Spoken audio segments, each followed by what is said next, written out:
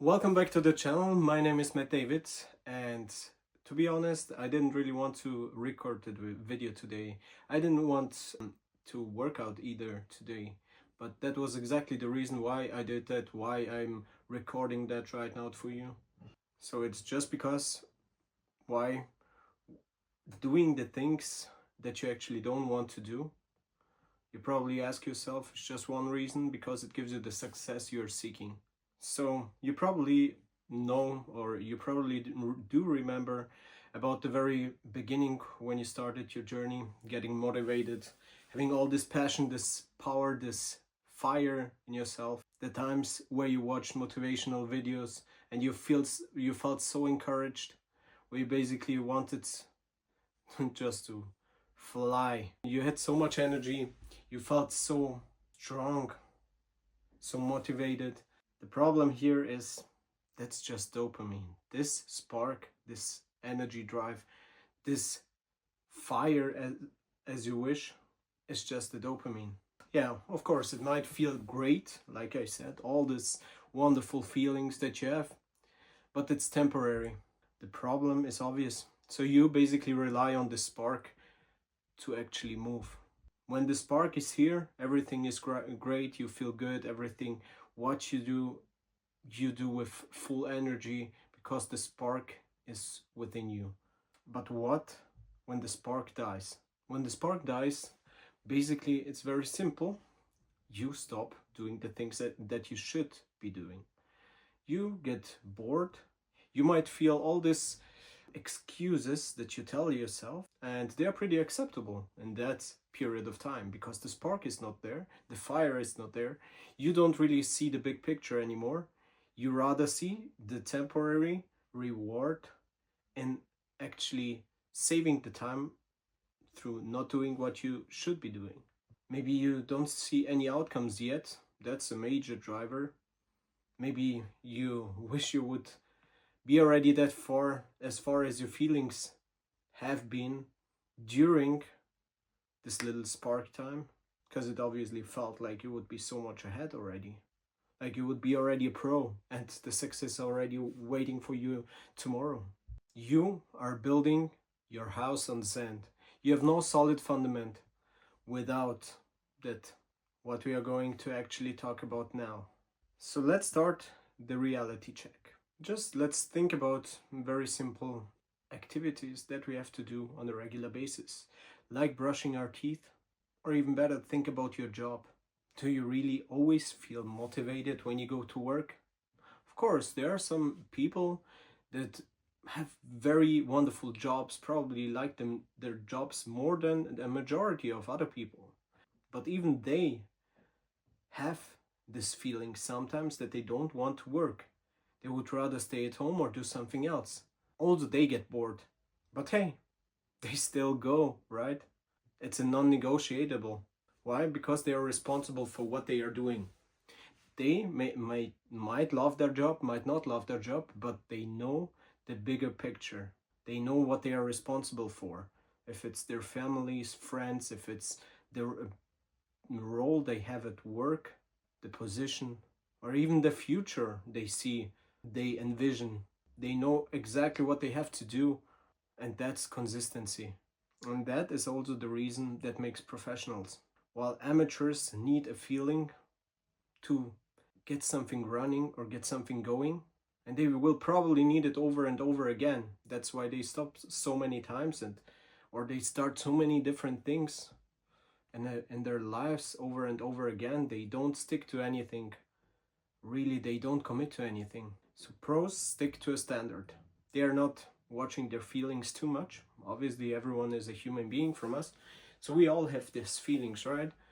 But the problem here is when these feelings overwhelm you and make you actually doing the things that you should not be doing and stopping you from doing the things that you should be doing. The difference, also, in a very simple regard, let's say fitness, it's a fitness channel, so let's talk in this manner.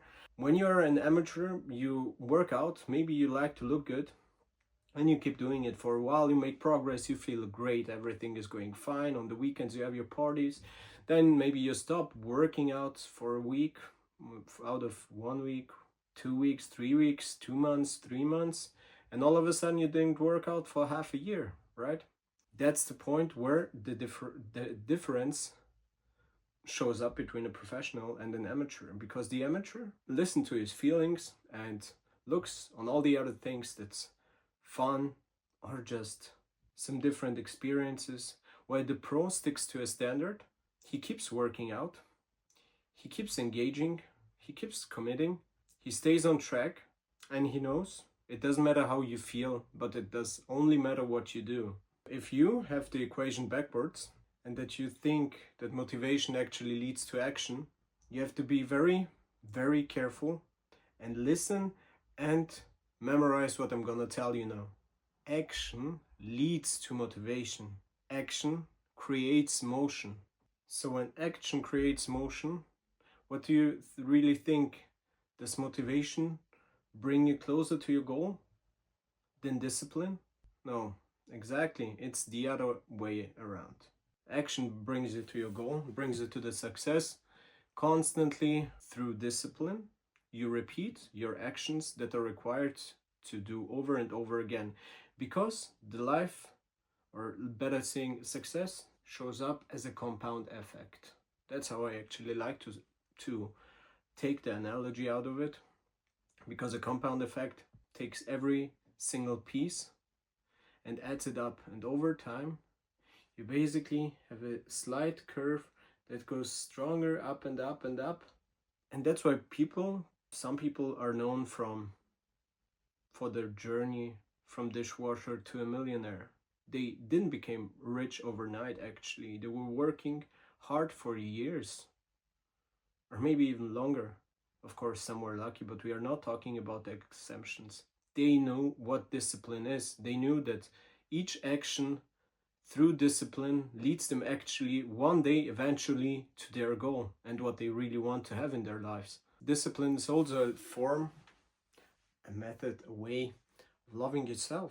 It's keeping promises to yourself. It's not betraying yourself. It's staying true and honest to yourself, straight to yourself, loving to yourself, because you don't want to do anything that could harm you. You make the biggest progress in your life exactly on the days where it feels the hardest. You make the biggest steps in your life towards your goals when you execute on these days where it's so easy just to put everything aside and say, no, not this time. I have enough time tomorrow. I can do it tomorrow. Time is not running away. Isn't that a paradox? Actually, a hilarious paradox that is some kind of sad, because we think time is not running away from us. I think time is endless. On these hard days, when you execute it, the things that you had to do, you build your mental callus. You get stronger. You become more determined, more disciplined, more self-confident. So keep that in mind, that when you have a goal and you already built your roadmap, you have your ideas, you know how you move from point 0 to point 1 to point 2, 3, 4, and so on, or from point A to B and so on. You know which steps to take. You made a plan, then you start developing a habit. You start building a habit, you write it down, you write a little action in your calendar from today, tomorrow, every day, a little action that is connected to your goal. And you will execute it. It doesn't matter how you will execute it, but you will execute it. That's the main goal here. Before you put anything aside, because it's just a small step as you think, you rather force yourself doing it, and then you're gonna repeat it the day after the day after. It's gonna be tough, especially the beginning, but once you figured out how it works, you will see how your discipline becomes stronger and how your life will start changing. All right, guys, if you all like this video, please follow, give me a thumbs up, and subscribe, and I see you next time.